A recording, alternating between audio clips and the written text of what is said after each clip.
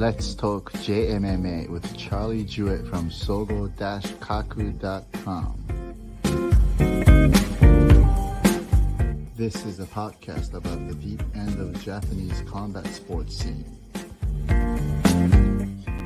I'm your host, Shu Hirata from On the Road Management. Now, let's begin. Hey, good morning or good evening in Japan, right? 11 p.m.? Yeah, it's 11 o'clock at night. What time is it in Vegas? 6 a.m. So I'm up early, but I have to take care of fighters cutting weight for weighing tomorrow anyway. So, one of my guys still got about 14 pounds to go. So that's a lot of weight for 135 pounders. So Yeah. we'll see. Yeah. Anyway, so let's talk about the RIZIN 41 Osaka. Yeah, let's do it. The press conference just took place. Now, did you watch that press conference? I watched part of it. It's kind of funny because I think Kyoji was like, "Hey, you haven't even decided my opponent yet, so maybe you can get my friend on the card too." Right, and then right. Kyoji went into a weird spiel about the drink he was drinking, kind of like a commercial. Well, it was so funny in a way that he kind of took over when Sakakibara was talking. Yeah, it became the Kyoji press conference. He absolutely took over. Right. He just basically took it over, right? Mm-hmm. And it's really funny in Japan right now. The Kyoji wasn't exactly one of the best fighters out of K1, right? Yeah. He was just a popular guy who showed up, and now, according to himself, he fought like 7 times last year, including those exhibitions, and he made millions of dollars.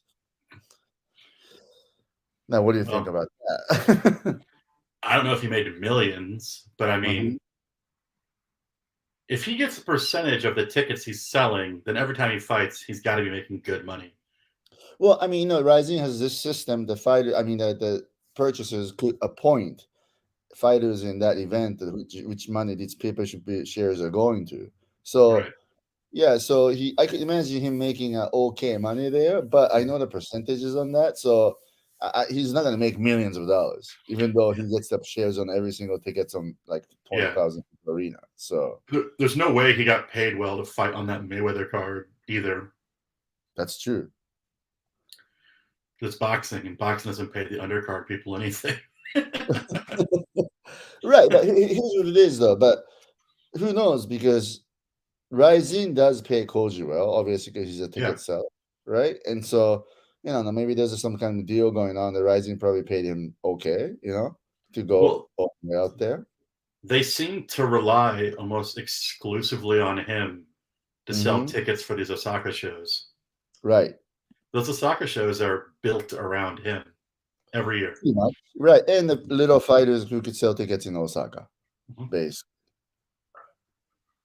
But I was on the Discord for the RIZIN fans and was talking to my friend who's down there. There seems to be a little bit of disappointment in that RIZIN didn't have an event until April, and the first event of the year looks kind of 4 kickboxing bouts on the event. Yeah, exactly. Not a lot of star power. Right, exactly. The star power is a key. I think many fans were expecting maybe one of the Asakuras to be fighting. But from RIZIN's point of view, Kintaro is a big star of Osaka. Right. Well, I think they're just trying to sell tickets. I don't think this is going to be a big pay-per-view event for them. They're just trying to sell tickets for the venue, which is how they booked it. Right. But I mean, this doesn't seem like a numbered event to me. This almost seems like a trigger card or something like that. It is. And they would have to figure out a couple more better, cards with the impact, because, it's only the Kyoji and, Horie and Keramov is a good card. And to surprise everybody, Makoto is back here instead of, trying to go for a contender series or anything like that. But that's just really for the hardcore fans, right? So, right, like Shinyu is a great fighter with a lot of potential, but he doesn't have the star power yet to really carry a card. Right. And this guy, the opponent, Daichi Kitakata, he's sort of like half YouTuber, but it's not like he has a huge followers or fan base. Yeah. So I agree with you. This is kind of weak card, but again, this also tells that Kyoji himself can really carry the show. Well, that's what it is. I mean, I think they've gotten kind of lazy with their Osaka cards. It's just Mhm. we'll slap Kyoji on there. Right. Some local boys will sell out the entire place, make some quick money, and Exactly. And then because they have another event scheduled for April. I believe it's a landmark show. yeah, Then they it's a have an early landmark May show, show. April 30th, and the May 6th is the Ariake Arena. And I know maybe half the cards for those shows too, because lots of our clients are fighting. But I can tell you right now that, obviously there's a big card already announced, which is Mikuru versus Ushiku and Hiramoto versus Saito. So Right. are they going to separate these two cards into two different shows or put it in the same shows? They are still, I think, debating. Ooh, that's interesting because Mikuru and Rin have so much beef. I feel like Hmm. you kind of want to put them in the same venue to see what happens. Right. But here's the But they're issue. both, but you could put them on separate and sell both the events really well. Right. But now then it becomes one issue. Remember, I think they're both are not title fights, right? Right. So it doesn't have to be in the ring. And the 30th is a cage. And I can tell you right now that most of the fighters, when they say like, do you want to fight in the ring or cage? Majority of them will answer as a cage. I know that Rin especially has said in the past that he wants to fight in the cage. Yes, he said it specifically Yeah. to me too. So I'm talking to him in a way that I will prefer to put him in an April 30th show. Yeah. Now, Mm-hmm. again, this is a very interesting about the Japanese MMA. Like even same with the Takeru versus Tenshin. They announced fight card, but haven't decided on the weights or rules yet. Same thing. They announced on the fight card, but they haven't decided on date. And most importantly, they haven't even decided see if they're going to be fighting in the ring or the cage. See, that's what would frustrate me the most if I was lived in Osaka right now. Mm-hmm. Is that they've announced 3 events that are essentially back to back, like right next to each other. Right. And the way it's announced now, all of the good fights are going on the other 2 events. Oh yeah, of course. Right. They're just giving you Kyoji. Now, did he give you the date? Because since I know Sakakibara mentioned that he's going to have another big show in Saitama in end of July, right? Right. I think they only gave the dates for the April and the May shows. Okay. Well, I know the date for this July show too, but I think what Sakakibara is trying to do is make something really big on that Saitama Super Arena. Perhaps even like the stadium version. Like cool. when they used to have Ogawa versus Yoshida in Pride. And he wants to do that again. And the rumor tells me that Mr. Sakakibara wants to accomplish as much things as possible before he reached 60 years old. And that's one of the things on his list. So, which means then all these 3 shows, right? Osaka, Ariake, and Yoyogi, cards are set up in a way for the big shows for the July. So the winners of these 3 shows will make it to July, majority of them. Did I read that he thinks that Manny Pacquiao might fight 3 times this year for RIZIN? I don't know. I have no idea. But I mean, it feels like they might be setting up Pacquiao for that July card if they're going to do the arena. It happened, right? And they could try to do another RIZIN versus Bellator. But again, I think Sakakibara mentioned he's trying to do that in Hawaii end of June or something, right? So okay, yeah. And they're already trying to angle and set up the Kai Asakura versus a Juan match. They've already been teasing about that. I can tell you right now, if I were RIZIN, I would never make that fight. Not right now. Not right off the bat when he comes back. Yeah, I'd rather have a Juan fight Kim again if I was RIZIN. But I mean, I put right now Achireta. If I were RIZIN, I will put him against Naoki. Yeah. Why not put him against the best ones? Because besides him, I don't think they can handle Achireta, to tell the truth. And again, I'm a manager for Naoki, so I can't talk so much about it. But nothing has been really confirmed yet. But yeah, I think the plan is to do 2 bantamweight fights on those either 30th of May, then the maybe title fight in July. Kind of makes sense, right? Naoki's got to be. I mean, his win on New Year's Eve was so dominant. You got to think he's riding high for that. They got to give him a big fight. They got to give him a big fight. I think he's a changed fighter at this point. That he now has a fight IQ. That he understands that he needs to execute the game plan like a killer. Because against Kintaro or against Ogikubo, he threw that gameplay right out the window. Like he just wanted to prove what he can do, but that's not the way, right? He can prove that in the gym. He can go and exactly right. So he understands that finally. So now he became so-called, like a machine, right? Who just executes game plan. So I think he's going to be a very tough one to beat. Yeah, me too. I You know? mean, he looked great New Year's Eve. I thought it was the most impressive performance of the night. But anyway, to go back to Koji, I would like to point it out. Like how Koji is starting his own new event called Nariyagari, which is like Mhm. putting two fighters in a telephone booth and fight, whatever. That's one of the fun Yeah. trend. But I heard what's very impressive about Koji is he's like really good businessman. He already have like a full-time staff sitting on the office, and I heard these four guys are very, very good. Well, that makes sense because just to be able to juggle his ticket sales, because he does Yes. that all himself, No. must be incredibly difficult. I think this is a new era that's began with Mikuru and also Koji too. They're not exactly the best fighters, but they know how to use MMA or the quote unquote combat sports as their means of making a business. You know what I And mean? making a living, yeah. They're making a living, right? So I mean, it's not necessary. They're not looking to become a champion. No. No, they're not going for the gold. You know what I mean? In that Well, category. they kind of recognized that being a champion would be nice, but that's Mhm. not necessarily important to them becoming famous. Right. Exactly. Right. So for them, it's really about the business. That's why they hire these good businessmen who always shows up with a business card, suits, tie, whatever. Now, on the other side of the coin, I don't name names. There are a lot of young Japanese fighters, who has YouTubes and young managers or young salesperson who help them out and everything else. And I met a few of them, and it's huge difference from the Koji's. Yeah. They're just unprofessional. I mean, I met this salesperson who showed up and talked to me for an hour, and he did not introduce his name. So at the end of the meeting, I had to ask him, what the hell is your name? Isn't So that really rude in Japan? that is very rude. But you Yeah. gotta Like the first thing they always do is hand out the business cards. exactly. But I'm really see, like I've been doing this for more 30 years, and Yeah. I'm dealing with difference of generations of fighters. Right now, I'm dealing with the really early 20s, like 20 years old, 21 years old, Yeah. whatever it is. And their friends are new species of Japanese people. Yeah, yeah. And on top of that, their parents are also new species of Japanese people.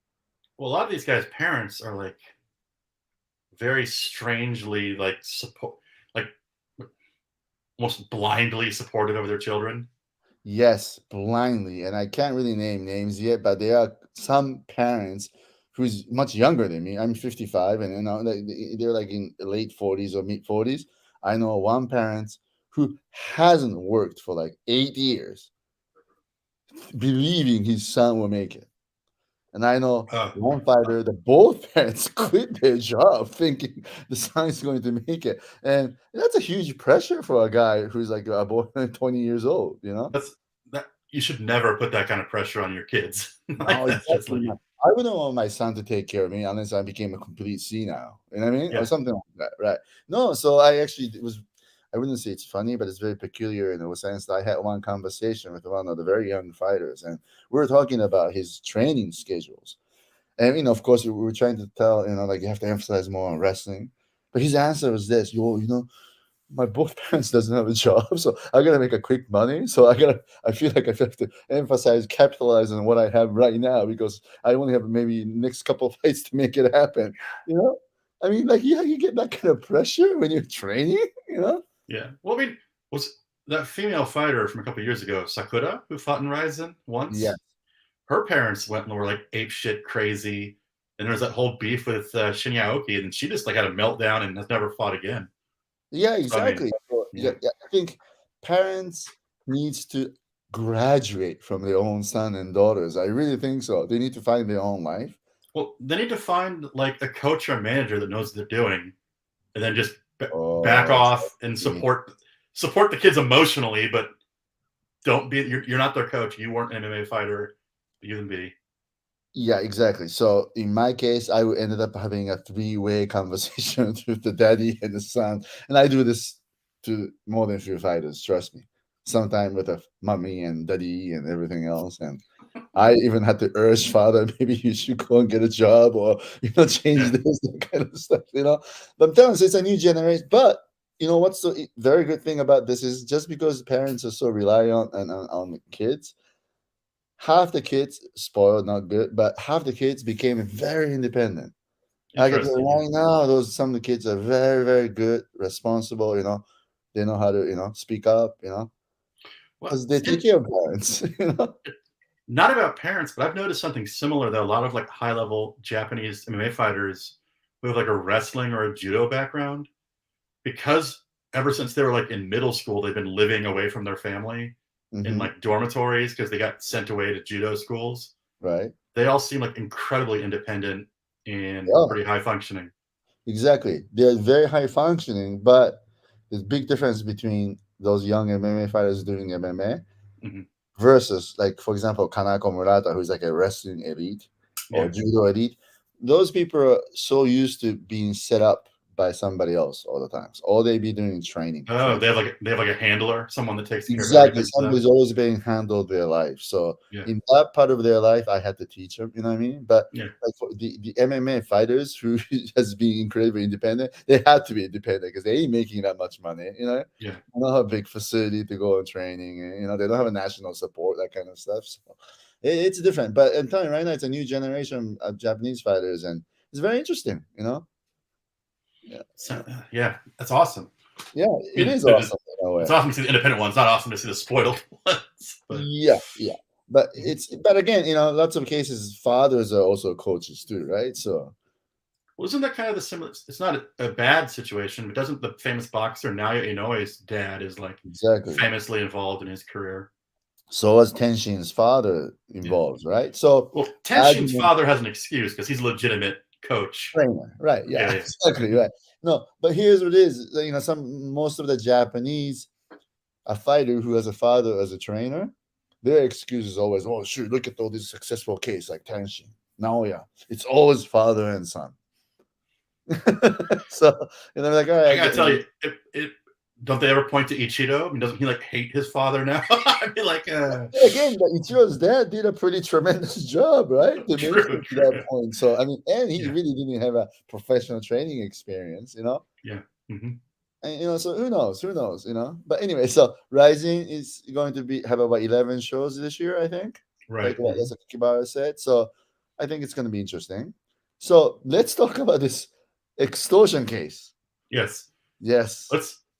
So, Mr. X and Mr. Y both got arrested recently, correct? Yes. And you can reveal his name. His name is Mr. Minegishi, right? Yes. Hmm. Hmm. All right. Maybe you can talk about this first. Yeah. Oh, so I mean, it kind of seems like way too little, too late to me. Hmm. But everyone is people. The listeners probably remember around the time that Rising lost their Fuji TV contract Yep. and the whole match situation happened, Hmm. was revolving around a series of articles about some recordings with Sakakibara being kind of. I mean, this guy claimed to have recordings of Sakakibara talking to like a guy that wasn't Yakuza, but kind of had like connections to Yakuza. Exactly right. Yeah. And they wanted him to pay, it was like $50,000, something like that. Yeah, according to him, yeah, it's like $50,000. According to this guy Minegishi, the Sakakibara offered him a consulting job.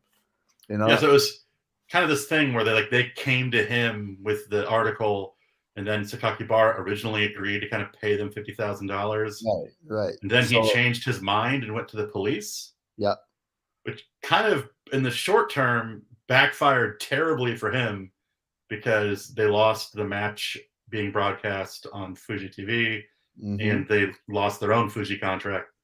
But now it seems like maybe he was right, or it's hard to tell. But they were arrested, so we'll see what right. happens. What's so funny about this is that this guy Minegishi, he actually has a YouTube channel. Uh, Does every Japanese person have a YouTube channel now? he has a YouTube channel, and he's actually talking about, like how why this happened and blah blah blah. And according to him, right? According to him, uh, Rising's this problem began like long, long time ago, way before Mayweather. You know, and Well, they yeah, had because in the official stories as Mhm. well, it seems like it's been going on for years Years, almost, right? Yeah, and they just couldn't get kind of Sakakibara to agree to meet with them or something. yeah, exactly. It took a long time to have a meeting and everything else. You know? Mhm. Yeah. So I don't know. This is the YouTube channel he has. He's sitting here on some little beat up, probably like a karaoke box.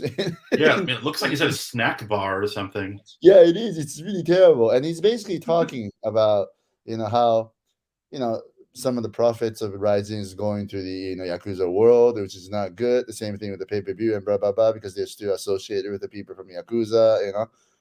That's basically what it is. And to make Mayweather fight happen and also to be televised on Fuji Television way back then, Sakakibara and one of the producers from Fuji Television, according to him, created a fake document to prove that they have no longer any relationship with the Yakuza. Therefore, they went forward with that broadcasting.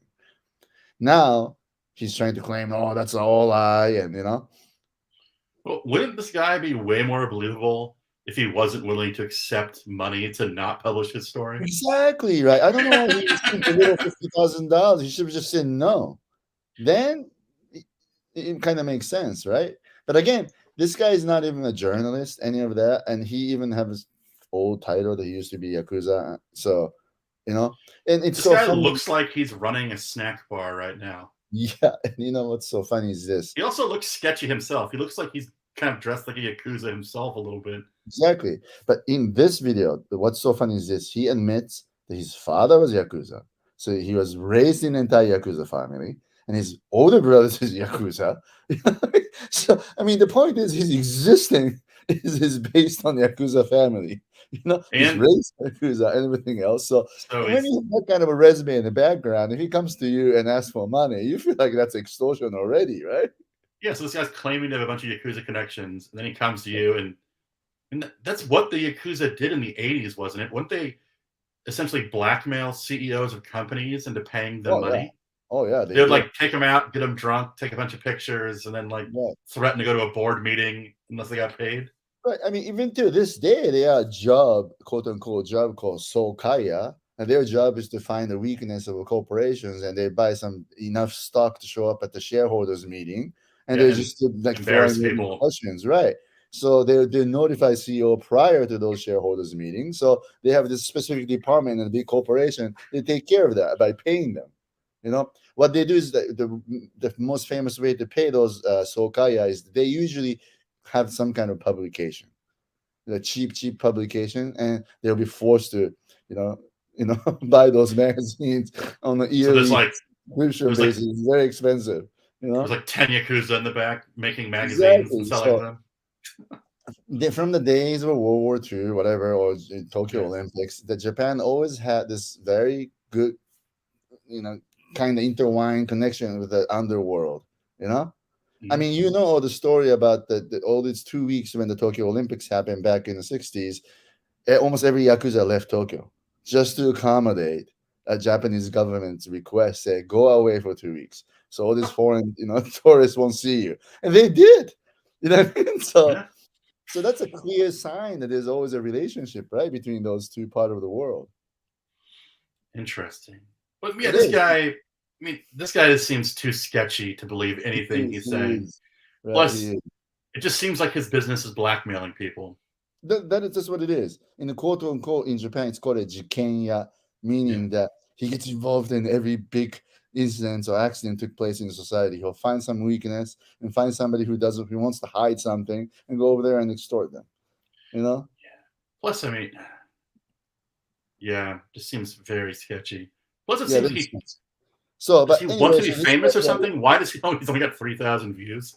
Does this guy want to be famous or something? Why does he have his own YouTube channel? I have no idea. I don't know what's he You'd thinking, think but his lawyer would be telling him to like not say anything.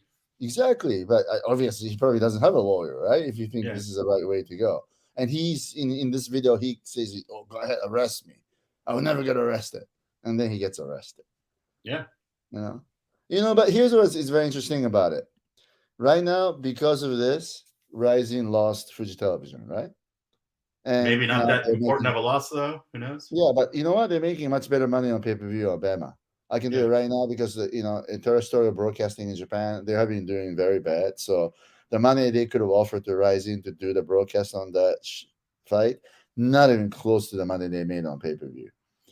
And because of that, over $500,000 pay-per-view buys, they had that list of email addresses and contacts who bought that pay-per-views.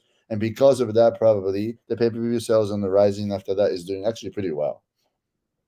So, in that sense, I think it's okay for them to lose Fuji Television.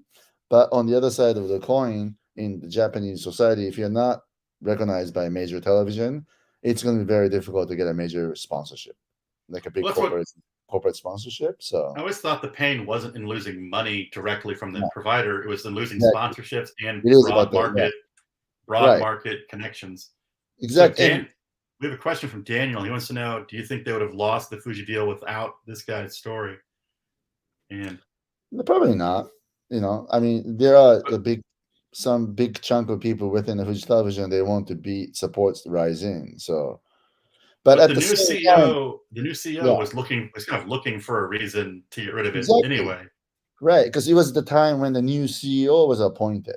So again, he didn't want any BS problem towards the new shareholders meeting, right? So he wanted to just cut off something that it could be be a problem. So he sees the RIZIN as the problem, So yeah, so I think this triggered it, but there was a big, people within the Fuji Television, they were looking for the opportunity to cut RIZIN off, and that happened.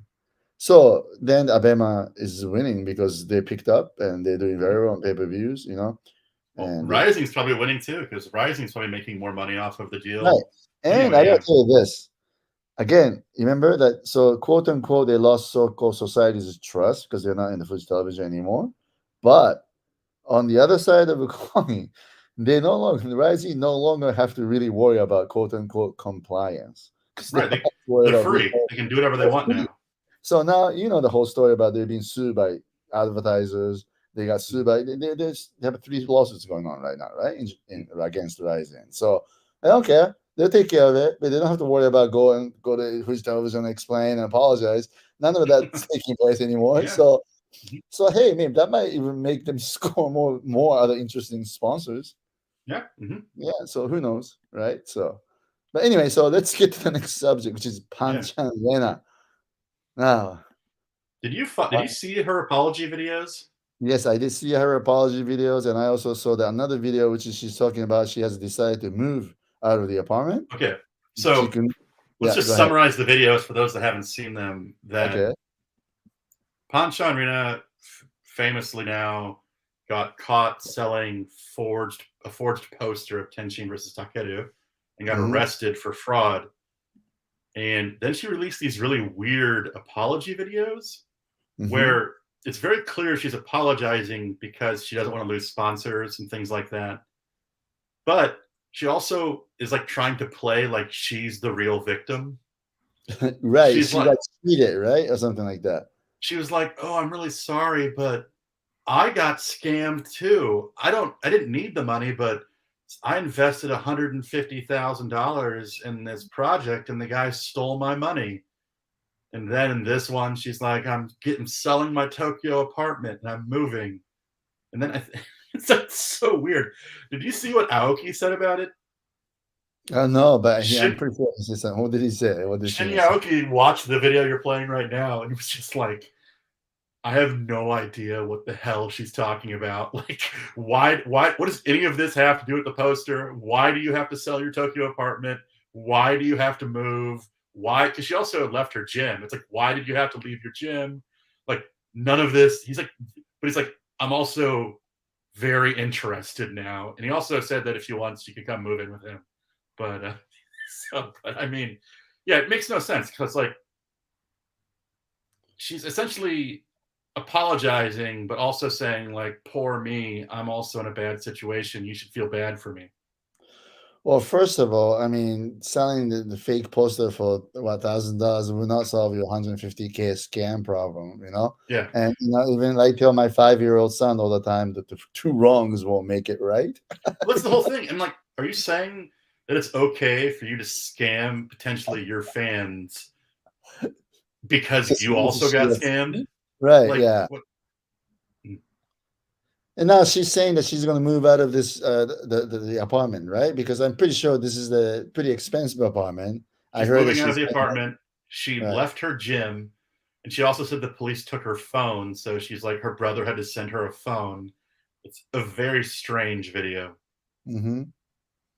I don't think she gets it. I don't think she really realized that she did something really wrong. No, that's why I'm saying, because she apologizes for doing something wrong, but then Mm-hmm. directly addresses sponsors and fans in her apology, and But I think then he's a proceeds to immediately rationalize why she did it. You know what I mean? It's like, I'm sorry I did this, but I was scammed. she's a very, very small version of Elizabeth Holmes. I'm telling you right now, she was like that. I mean, we all knew that she was like fake it till make it kind of character. Yeah. So we knew something was going to happen. But then again, I mean, how the hell is she going to make? How is she going to make money? And the problem is this: somebody. She only had to sell 100. She only had to sell 150 fake posters, and she Oh, would I have had her money know. back. Exactly. Here's what it is that this still tells there are somebody behind her doing something for her or controlling her or suggesting her to do something, obviously, right? It's got to be the sponsors. Like, if you want to keep our support, you gotta, or someone telling her if she wants to keep sponsorship money, she has to like bow Do this. down and apologize, Sakakibara style. Didn't she also say she has to get rid of her dog? I don't know. So to be honest with you, I didn't even watch this whole video. I think she said she has to like get rid of her dog too. Like, it's this really weird, it's the weirdest apology video I've ever seen. First of all, the kickboxer doesn't make that much money in Japan. No. So I don't care how popular she is and stuff like that. And if she doesn't fall over here, there's no way she can afford to live in that kind of apartment or condominium in Japan. She should be living in a apartment like Iseka Izawa used to live, like where you went to interview her, right? That there's a laundry outside of her apartment and stuff like that. But it was like the $400 a month Tokyo apartment. I've never That's seen the anything place like she should that. be living in. I don't know. I mean, here's what it is. The problem, I don't know if it's a good thing or bad thing, but something about this Japanese MMA, even though you only had like 2 fights or 3 fights, there's a trend out there that, let's look for sponsorship, you know? So the fighters thinks they can make sponsorship money, even though you're like 0-1. You know what I mean? Panchan was legitimately doing commercials for like certain Exactly, right. So I products. get it from her point of view, but it's relying way too much on the sponsorship money. That's almost like a geisha, right? I mean, you have to be. She also, I mean, first off, it's not even confirmed that this alleged missing $150,000 is even a real story. I'd be like, I'd like to see the police report or some evidence of this scam. I don't think first we're hearing of it. I don't think she went to the police. It's really funny, Charlie. Like if you get cheated 50 grand, you go to the police, right? Immediately. Yeah. I mean, I got scammed for $2,000. I still went to the police. But I'm telling you right now, Japanese people, sometimes they don't go to the police. I know this. In fact, I know this one girl. She's 17. She inherited some money when grandma died. It's not like a big matter. We're talking about like 100,000. And when she was 17, one of her classmates says like, "Oh, I need the money. I'm in trouble. I'll give you back." So she learned that $50,000 to this kid, 17 years old, and she never got that money back. I think 17-year-old me would kill somebody for $50,000. Exactly. Then it's what's really weird about it is like she still sees him on almost regular basis because they live in a small town. And so every time she bumps into him, she does remind him, "Oh, are you going to give me back that money?" And he's like, "Oh, yeah, don't worry. That's been going for like 10 years." I mean, your statute of limitations is over at that point. And of course, there's no, written, lease loan agreement, none of that. But that's not uncommon in Japan. There's a lot of people who get cheated but end up not going to the police. Are we going to find out that Panchan loaned Sakakibara $150,000 and he's now saying it was a gift and not paying her back? Yeah, exactly. Like the other lawsuits, right? But it's really weird. It's like a real Japanese thing. Even though you're the clear victim, sometimes you feel kind of guilty getting illegal involved. Yeah. which I just don't Well, get it, right? I know, but just the way that she announced it makes me wonder, like, did this even happen? Yeah, of course, right? Yeah, of course. Yeah. She could always fake it in the Japanese culture. She goes, "Oh, I didn't go to the I'm like, police," she and people hasn't will fought understand. in because she's injured. She hasn't fought in so long. I'm like, how do you have $150,000? And she kind of said that to like say, I wouldn't do this. I don't have money problems. I have money. I'm like, well, then why did you sell the poster? Like, none of this is adding up. None of Yeah, this makes sense. but you know, like she did that condo she lives in. It's not a cheap condo, right? I mean, of course. I mean, My theory, I don't think she's paying for that place that she's living in. maybe she's getting kicked out, or it's a Maybe sponsor's paying. I think it's Oh, got to be like a sponsor or oh, something sugar paying for that. daddy. Who knows, right? Well, they did have a big news story about paparazzi's on the TV the other day, so maybe Exactly. she, Right. yeah, Right. Papakatsu is a big thing. It's like even the idol singers and some anchor women does that, right? yeah, Yeah, yeah. So you kind of smooch on a rich guy, old guy. But who hey, knows? But you know what? She needs to fight. because her YouTube is not it. She gets views, but it's not like make money views. No, and besides, we all know that YouTube is gonna go down, right? I heard like Yeah, yeah, the fees paying to the YouTubers are going down dramatically, and I think Google is planning on cutting off most of the YouTuber out of their contract and stuff like that. So yeah, I think that the age of YouTube is kind of over. yeah. You know, But I'm kind of on back to the Panchan. I'm kind of on Aoki's side where I'm just like confused. I'm like, why are you doing any of this? Why don't you just apologize, train, and go fight? Like this doesn't make any sense. exactly. Like I say, she should be fighting if she's a fighter, or if she wants to make money and clearly just to make a stirs or whatever, then she should be doing breaking down or you know, Yeah, or she's a commentator on Breaking Down. oh, she So is okay. Then yeah, this yeah, just really makes sense, right? So she yeah, can probably demand pretty good money. yeah. If I mean, Mikuru pays those people. right, to pay those people back, but it's Yeah. who knows. But again, I think she'll Rising be is no fine. longer on Fuji Television. They don't have to worry about the quote Yeah. unquote compliance, so they could book Panchan If fast. Panchan, If they if want to. Rising, when they were on Fuji TV, had wife beaters on, I think that Panchan will fight again in the future. Mikuru and Kai clearly don't care. I think she'll be back on Breaking Down in their TV shows soon enough. Yeah, And I think Knockdown. Does she fight for Knockout? Is that what the promotion's called? yeah, I think so. They clearly need her, and Mhm. she'll probably fight for them again. Yeah. No, she has to be in demand. They ought to be a Yeah. promoters or TV producers or who wants to book her on something.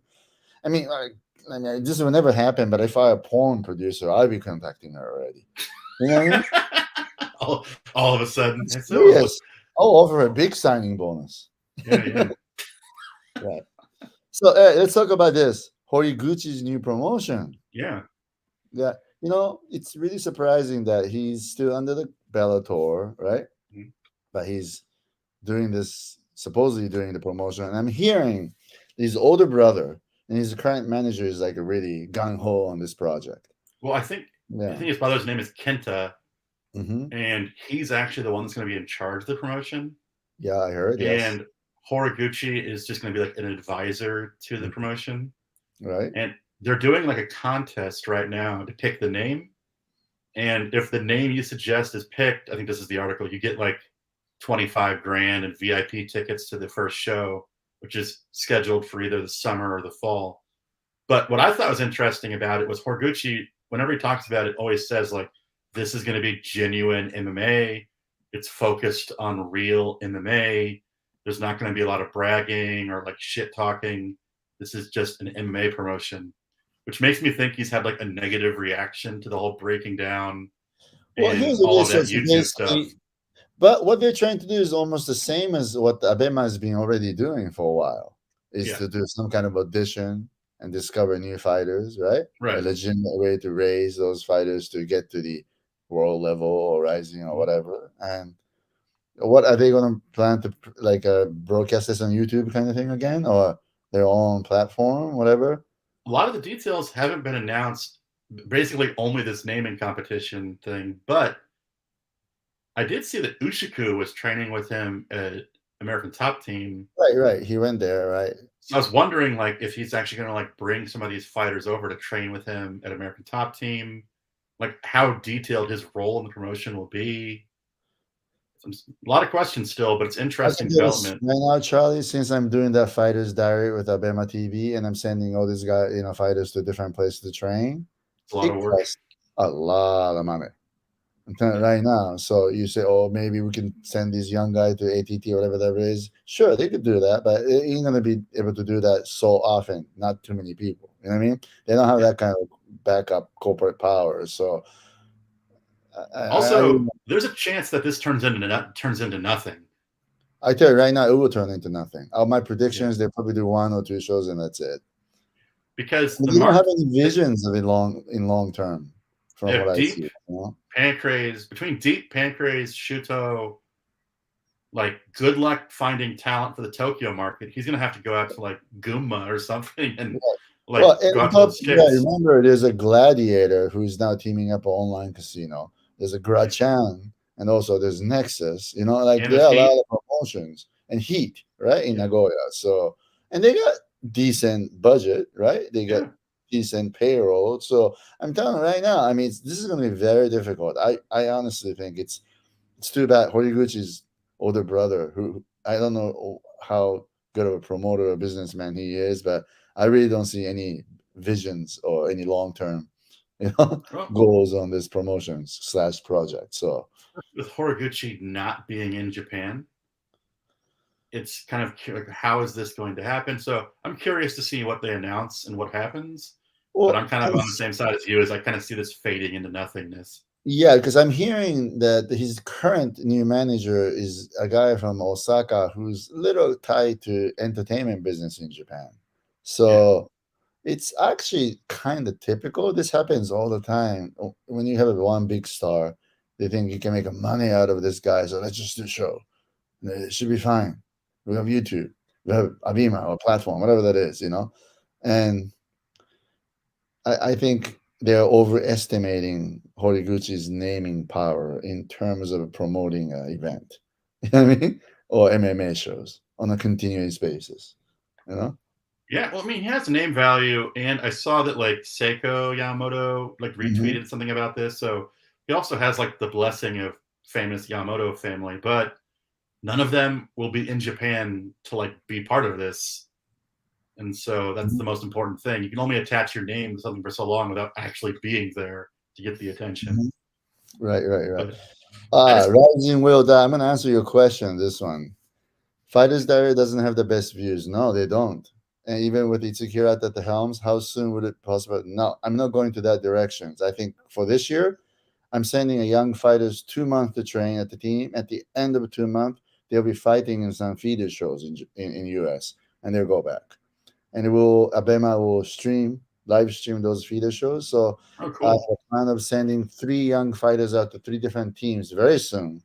And at the end of March or end of May, those fighters will be fighting on one of the feeder shows in America. And Abema will live stream those events. And yeah, I agree with you that we don't have a best views, but that's only on we're talking about YouTube culture on platform, and we realize this, that only on terms of YouTube platforms, the viewership is different. A lot of YouTube viewers kind of tend to look at the short video, right?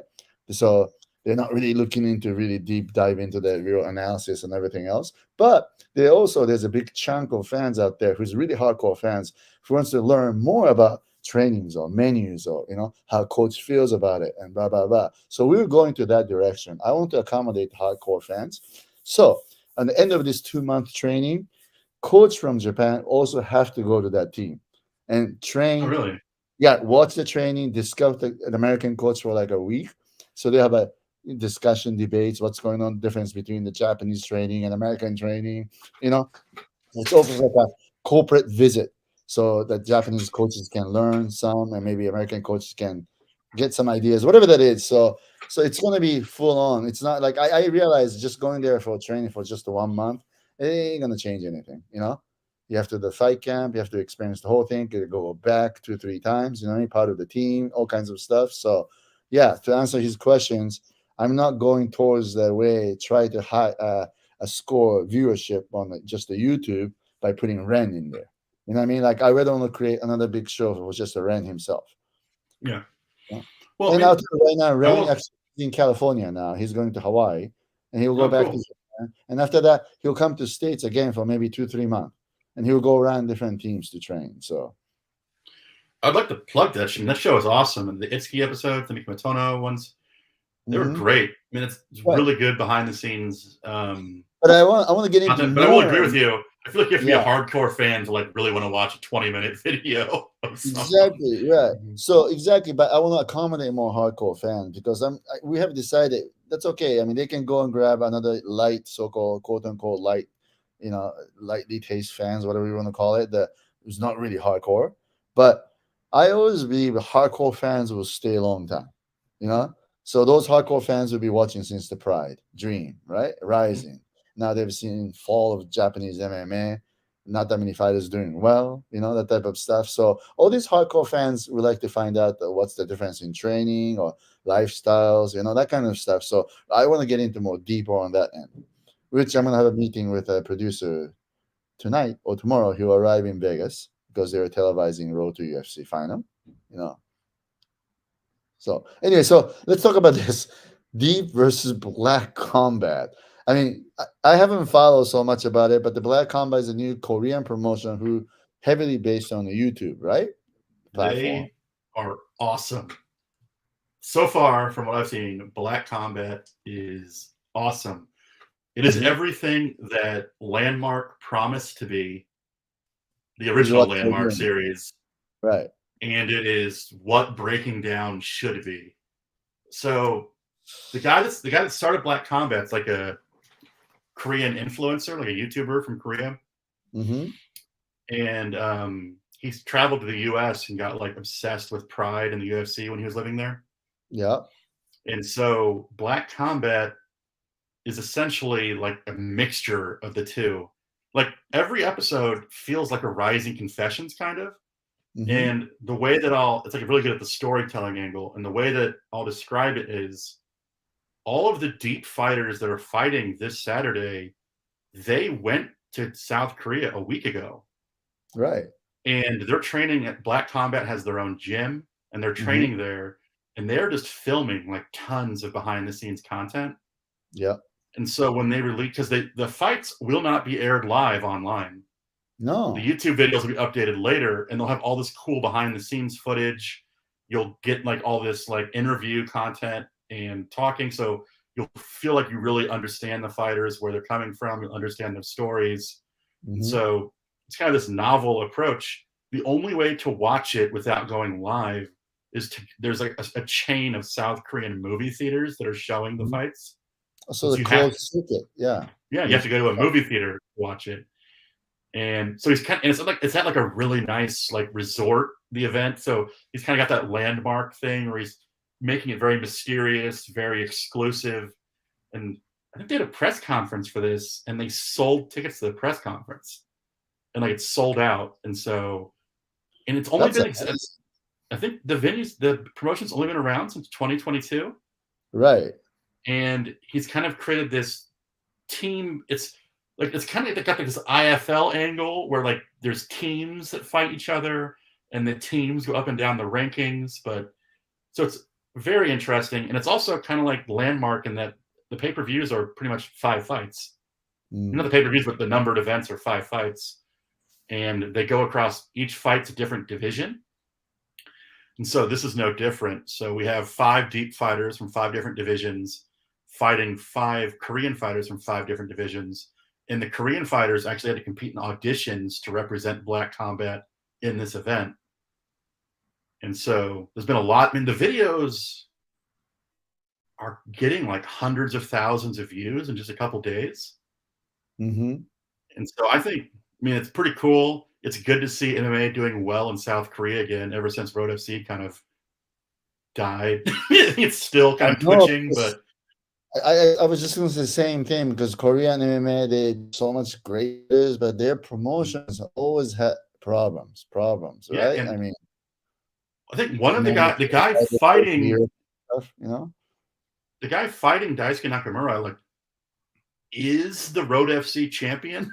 So like, I don't think Road FC is doing too well. If the No, champion, like a bunch of guys from Road FC, are now fighting in Black Combat. So right. He's unlike just probably breaking obviously down, better money, right? Better money, better yeah, exposure, I bet, you know. And well, right now, because I think it's fair to say that Black Combat is the biggest MMA promotion in Korea. well, yeah, because I mean, for the past couple of years, it feels like every new Korean promotion does one event and then doesn't pay the fighters and dies. Exactly, right. Happens all the time. Right. Very Yeah, common. so but this promotion seems to somehow have captured that breaking down where like non-MMA fans are also interested in it because the content isn't only focused on fights. There's like an entertainment storytelling angle to it. Hmm.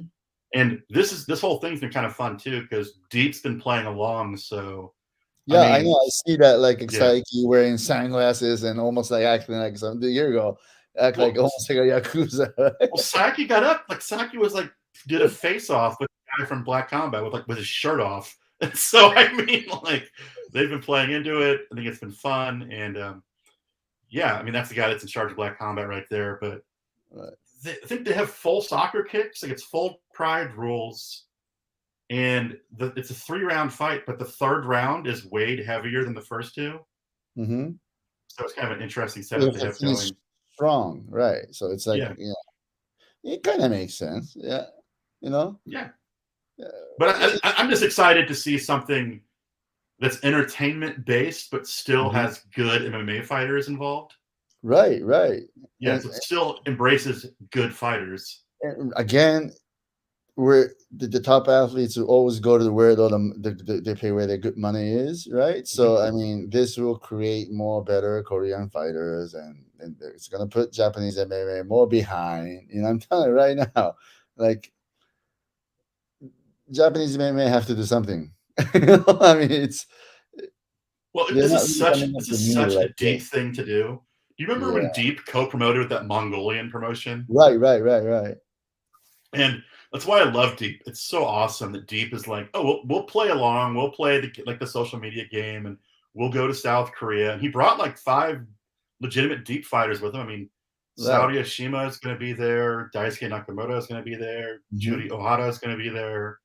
So I mean, and so I think Seigo Yamamoto, I feel like he must somehow be involved in how this got together No, he's the because probably liaison. He even said that he's the yeah, Korean Japanese speaking boy, so he was a liaison between Black Combat and Deep. yeah.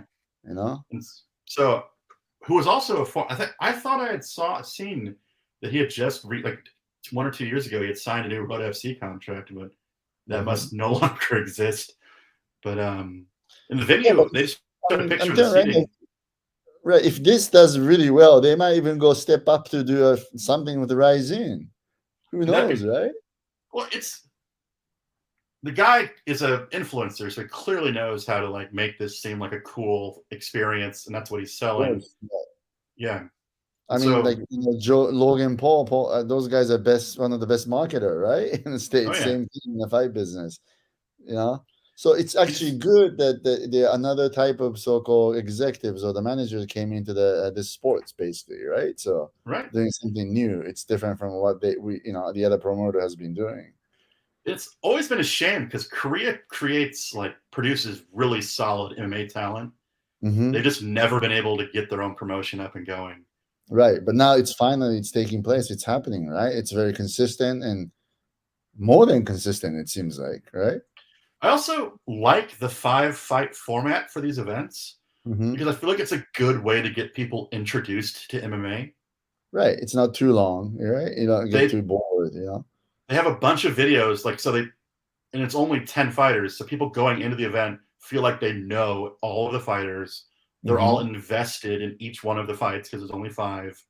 And the guy, the Godfather guy, he even fights. He's like the amateur champion of Black Combat. Hmm. So they have a fun angle going, and I'm going to enjoy it while it lasts. Hopefully, it does really well. Yeah, yeah. Let's hope, I mean, anything good, right, for the MMA. But again, it's going to produce more and more good MMA fighters from Korea. Yeah. Plus, Uh, it gives the Japanese fighters a chance to go abroad and fight outside of Japan. I hope the Japanese feels that way, but it's so funny that many Japanese fighters in Japan, they don't really see anything outside Japan. They only see RIZIN. That's it. It's too bad. Well, I anyway, so spoke to let's talk Saudi about ahead this of it. one.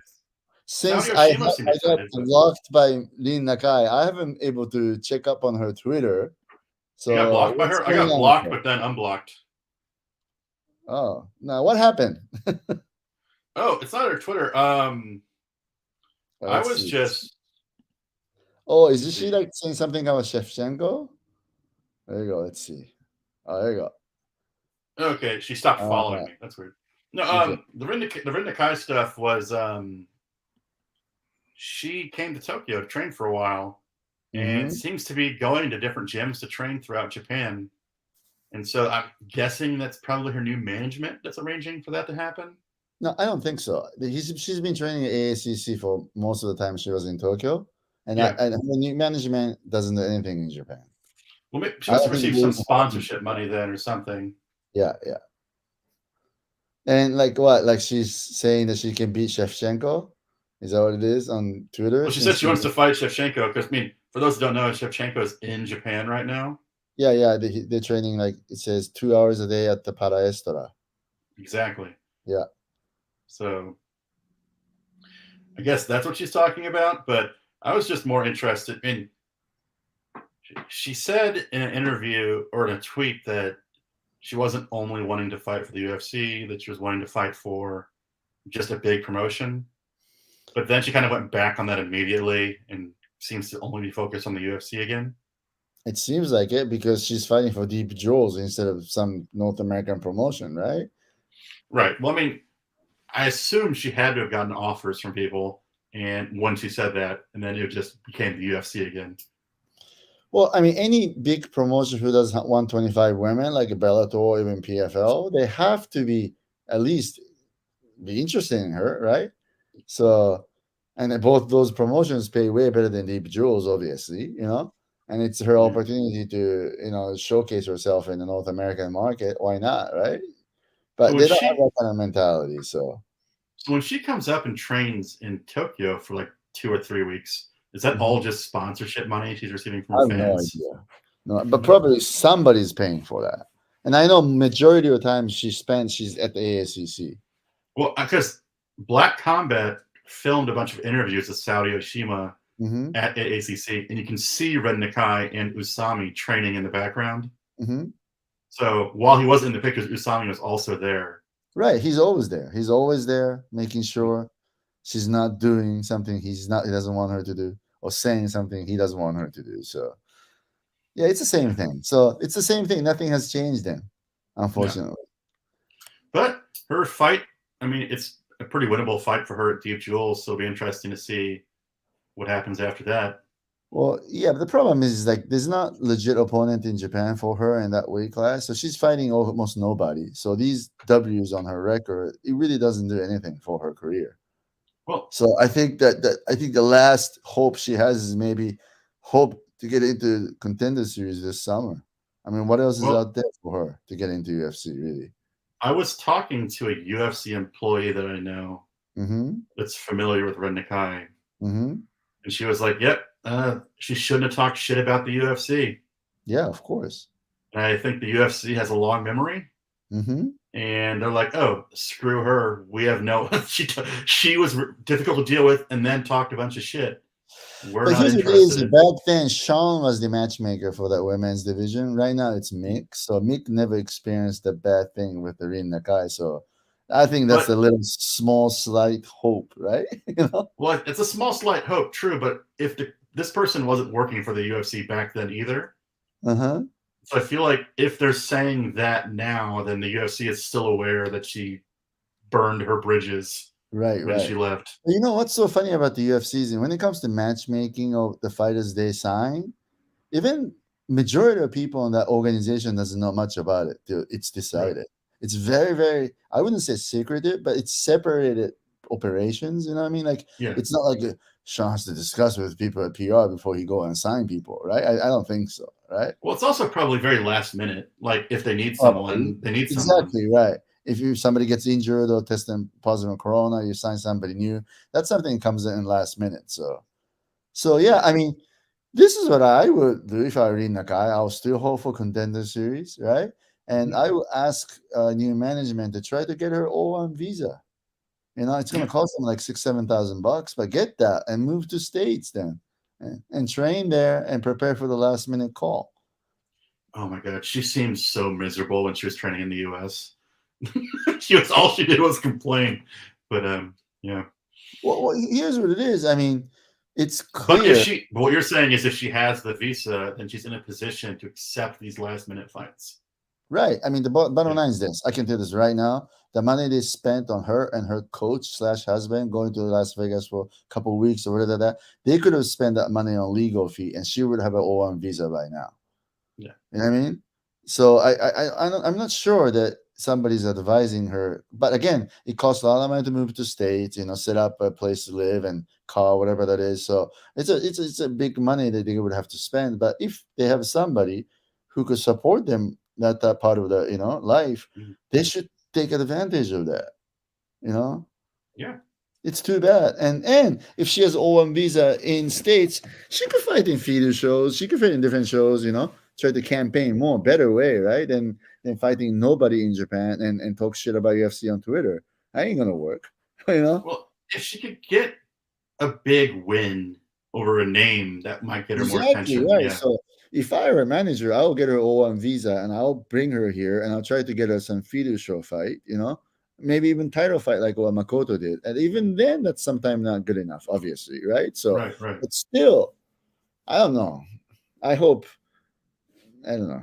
I don't think nothing's going to change. Also, when I saw the PFL women's flyweight bracket get announced, I was like, Rina should be in this tournament. She'd have a good chance to win. Right. Exactly. Then if she ever signed with the PFL, another way to look at it, if she wins 4 in a row, she'll be making more than $1 million. I mean, that is going to change her life. Yeah. $1 million goes a long way on Shikoku. But again, it's so funny about the Japanese fighters. Some Japanese fighters, they feel it's shame to earn money. I won't name names. There's one of the pretty good. I don't think that's her. I think she wants to make money based off of her message. I mean, there are one fighter, like there are more than a few fighters in Japan who has a full-time job, so they're not supposed to have a second job. So they have to hide the fact that they are fighting.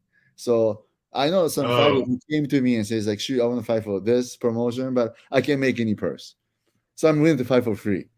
So I always say, like, "How are you going to pay me?" Yeah. But no, so they're a fighter like that. So it's not about the money, But again, I agree with you that Rina is probably not like that, but it's too bad. I mean, again, she's got only a couple of years left, so she's better think fast, right? Yeah.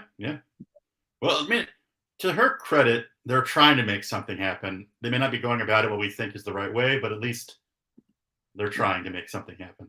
Who knows? Yeah, well, they've been doing the same thing for years, and it's about a time that they realize that nothing they're doing is correct. Yep. But anyway, so to finish up a couple, so we got the Asia Road to UFC final this weekend. Yeah. Right, we got the 2 Japanese fighting for the bantamweight, and there's a couple of finals. Nakamura looks pretty unstoppable so far in that. Right. But again, he fought somebody who's obviously lesser level. Very true. Yes. Well, yeah. His level of a competition was a huge difference. Because this was gathered in the last minute, so the UFC didn't have it too many times to sign. I was basing that exclusively off just like his freestyle wrestling background. I mean, he was really high level. He was an elite wrestler, so he's looking good, But too bad us and Yamamoto is not here as a corner man. I was hoping to see him, but he's not here. So But again, I'm hearing that they're trying to make this tournament to happen next year again, but who knows, right? Yeah. But I can tell you this right now for the fans, just because they have to fight 3 times to win this contract, the starting point of the UFC contract, the winner will get is way better than Contender Series. In fact, it's double. So I saw people have been complaining about the Contender Series contracts recently. Is it like 12 and 12? What was the Contender Series? 10 and 10. 10 and 10. Right, and 12 or 12 is for the regular signing. And for this Asia Road to UFC, if you win, that's starting at 20 and 20. Oh, nice. I mean, in UFC, imagine if you start at 10 and 10 to get to 20 and 20, you really have to win more than 3 fights. Exactly. Right, so And this tournament actually is a good way to get in. So we'll see if it's going to happen next year or not. Oh yeah. Right. So now, next one is first USA events finally taking place. I mean, Colorado. Right. I mean, that's the only states who allow the one current rules, right? I think. Now, let me ask you this. I mean, in Japan, is everybody talking about this, or how's the reactions on this event? You know the answer to that. No one's talking nobody, about this. Right? Yeah. Well, I hate to say this, in America too, not many are talking about this, but I'm hearing from Amazon that the numbers on the one, broadcast is much better than they expected. Yeah. Yeah. Well, so that's a good sign. They're putting some big fighters on this because Demetrius Johnson, for the hardcore MMA fans, has some name value. Mm-hmm. But as you pulled up, the second fight they announced is Stamp Fairtex, who's one of the biggest stars in one championship. Right, against Anderson, who signed a new contract, Yeah, so putting Stamp on the card as the second announcement means that they're trying to make a big wave at this first show. They're putting their big stars on there. Right. And it's so funny about it is like they probably can do this on last minute because I assume the Stamp probably already have a P1 visa. What's so funny about this is like how they tried to do US shows last year? Mm-hmm. So they actually filed a P1 visa for even Itsuki Hirata. So Itsuki had a P1 visa, which I didn't know to her. I checked her passport. So I'm pretty sure the key fighters who needed the visa to fight in States probably got the P1 visa last year. So I know that you can come up with a last minute matchmake like this. Stamp did like a seminar tour in the US earlier this year. Mm-hmm. And she might have needed a visa for that because I know for the fact. So they did visa for many top fighters last year. So interesting. They have a visa for everybody pretty much, Well, I've heard that like Fairtex also takes really good care of her. Mm-hmm. I can see that. So she has a really good gym behind her. So right. And I'm pretty sure they're going to try to push Rotan and all the other talent, right, in the States too. Yeah. But we'll see because it's kickboxing is a hard market to do in the States. So. Well, also it's just how many people know one championship, especially in Colorado? Nobody. But again, not that many people know one championship in Singapore. So they're putting. That's not the business model, I guess, right? So they're putting it. I think the venue is like 6,500 seats that they're doing it at. So it's a pretty big venue, and I hope it goes well. I want all the promotions to do well. I think it's. Oh, me too. I want all the promotions to do well because then we will have this thing called free agents market, which really doesn't exist in this sports yet. So I'm telling you what, if I was in the US, I was looking at the tickets for this one show, and they have this VIP package for like $3,000. Really? Where you get front row seats. You get to go backstage, meet all the fighters, do a tour, like go to an after party with everybody, and you get all this stuff. There's one thing about one championship. I'll tell this publicly that they should really reconsider is this tour to the dressing room. Right? It looks so weird to me. No, the fighters, they're getting ready for a fight. Why are they doing this before the event? Exactly, and there are some. They're like a bunch of tourists who came into the dressing room and 5 minutes before the walkout, they asked fighters to take a photo with them. That's very annoying. They really shouldn't be doing that. Well, if they're going to do something like that, should not be doing that. I was laughing about it. It's like, why wouldn't you do that like the day before at like the weigh-ins? Have the VIPs come in. I think I get it. They want the VIP to experience the real experience about the dressing room, how fighters gets. I get it. That's fine. But they should be doing that maybe 20 minutes earlier, not like 5 minutes before fighter make the walkout. And they should just make the clear rules that no photo session with a fighter. They can take a photo, but don't go and ask like, can I take a photo? Can I pose for me? Blah blah blah. That's very annoying right before the walkout of the fight. I know RIZIN do that stuff too, but they did it the day before. Right. They don't do that like 5 minutes before the walkout, not when they're warming up. It's also because they're doing the whole after party with all the fighters. I don't know why they just couldn't do that. Yeah, because I'm a little bit annoyed by that because who knows? They could have a spy in one of them, right, on the opponent's camp. And you want to go show them how they warm up in the dressing room? I don't know. So but I was just saying they'll change that, The VIP ticket seems pretty. You get a lot of crazy perks for it. So if I was there, I'd be tempted. But the tickets aren't that bad. Like the cheapest tickets, like the tickets are like $100 or something for this. So I hope it goes well. No, I hope it goes well. And hey, who knows? It's the first shows, right? So the hardcore fans might show up, you know? Yeah. I was And kind that's of bummed the Japan show got canceled because I was kind of interested. I wanted to go see the shit show. I wanted to see the 10 people in the audience. I you got wanted to postponed. experience. I think it's gonna happen in December. Oh, that'd be cool. Yeah, I know the reason why, but you know, They've also been for a saying positive reason. So yeah, it will they've be also been interesting. saying they're going to do a December Japan show for years now, I think. So Yeah, but I wish they do. But right now, you know, still Japan's giving a lot of strict restrictions on COVID. You know, it's I will almost say amazing. Still, they do that. You know. I went to a concert last weekend, and the day before the concert, they announced that you're allowed to cheer at the concert again. So I think they're finally relaxing some of the COVID stuff, hopefully. You know, it's so funny. Like my hero Yazawa's concert, they like week before they announced that you are allowed to throw a towel. Why has nothing to do with COVID, right? I mean, Yeah. but Japan is so funny in that sense, you know. So from what you're hearing, so it sounds like one's Amazon deal is going better than expected. Yeah. I It's heard annoying to me because it's not accessible on Amazon in Japan. It's only on no, Abema. that's too bad. No, I'm hearing the numbers on Amazon are very, very good. You know, better than expected. So I think I have a feeling they might even put up more US shows, which is good for the promotions and good for the sport. So, you know.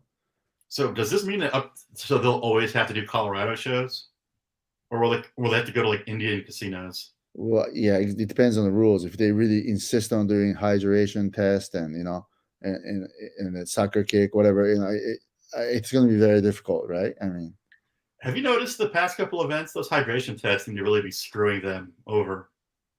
I would yeah, just cut the whole hydration test thing and get rid of it forever. But I don't know. You know, I can't really comment on this so much, but it's very difficult to monitor what everybody's doing, right? I mean, and it will cost a lot of money if you you know, hire proper people to monitor everybody about this hydration test and stuff like that. So I think it's a good challenge what Juan's doing. But yes, I agree with you. Now it's come to the point it's became an obstacle, right? Right. Yeah, Well, I mean, it reminds me of the old Invicta shows where like half the fighters missed weight like every event, and they eventually had to like put their foot down and have the fighters mail them their weights like 4 days before and everything. exactly right. Yeah, but this hydration test, it's really depends on a person too. I mean, when you have a little different, you know, numbers on the different part of the body, it does affect hydration test. And so, well, I feel like it depends on your gender. Like if you're a girl, the hydration might be a little difficult. yeah, Yeah, and it's still in the area. Even the doctors can't figure it out. So, you know, well, I remember because there was Ham Sohi's coach is her brother-in-law who has like a popular YouTube channel, and he uploaded like this backstage content from one championship, and it looked like awful. Like they had to get taken to the hospital for the hydration stuff, and the doctor was like, "I don't know why this is happening." And it was all she was like making weight, but the hydration wasn't working. It all seemed excessive to me. Yeah, I don't know. It's very difficult. It's yeah, they should try to seek a way to do this, you know. I understand they don't want a fighter to get too dehydrated because they lost a fighter before, right? So they really have to be careful with that. But or just make it simpler, like have one hydration test. Don't make it be like daily hydration tests. I think they do only one hydration test right now. Okay. Yeah, and I tell you right now, I know a lot of guys who actually even cut weight and looks dehydrated, but they pass. So maybe there must be a way to do it. You know, who knows? Maybe you just cut a bunch. Maybe you just cut more weight, then chug some water before your piss test. That's what a lot of guys do, but it's still that sometimes that doesn't change hydration test results. We actually try that. So, but there's special medicine you can use actually. So maybe we got to rely on that now, you know, because there's no prohibition against it. So, didn't one championship famously say they don't drug test because their fighters can't afford steroids? That was one of my favorite interviews. Yeah. No. No, it's like drug test itself is not that expensive. But if you have to do it on like way that USADA is doing it, you know, like send people on 7 o'clock in the morning, bang on the door kind of thing, then that's became very expensive. But if you do it like in competition, just to set up a drug test, it's not that expensive, you know? Well, or you could have the famous USADA test where the guy took Jose Aldo's piss and then dropped it. Yeah. Yeah, That's this some is good always Osaka been an stories. issue, but I will still give one credit. They're trying to do something new to try to protect the safety of fighters. But Yeah. it's still like it's got a long way to go, I think. Oh yeah. Yeah. But it's exciting to see them in the U.S. and hopefully it goes well for them. Yeah, it goes well, right? All right, so let's finish it up because I got to get going. I have to figure out how what's Kazama is weighted at now. So Oh yeah. yeah, we have a weighing tomorrow. So I will close the thing. It looks like I'm going to be doing some commentary for the Pancrase shows in March. oh, So great, you can watch that on YouTube. awesome. So you're back on the commentary table. That's great. Oh yeah, back. All Pull right, me so back let's in. do more often. Let's go back doing every 2 weeks Let's because I've do been it. too busy. But yeah, so Well, I New guess Year's Eve was crazy for everybody. So Yeah, that time of year. right, and I was just too busy. So all right, so let's see you again. Let's talk again 2 weeks. Let's do it. Yeah. Talk to you All right, then. cool. All right, have a nice evening, and I'll see you Have a later. good day. Good luck with your fighters.